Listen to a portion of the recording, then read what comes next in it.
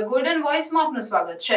પંચમહાલ જિલ્લાના મુખ્ય મથક ગોધરા ખાતે સિંધી સમાજના લોકોએ ચેટી ચાંદનો પર્વ ભવ્ય રીતે ઉજવ્યો। આજે ચૈત્ર બીજના દિવસને સિંધી સમાજ દ્વારા ચેટી ચાંદ નામથી ઉજવણી કરવામાં આવે છે। ઝુલમી રાજાનો વધ કરવા જેવી રીતે ભગવાન કૃષ્ણે અવતાર લીધો હતો, તેવી જ રીતે સિંહ પ્રાંતમાં ભગવાન ઝૂલેલાલે પણ ચેટી ચાંદના દિવસે જન્મ લીધો હતો।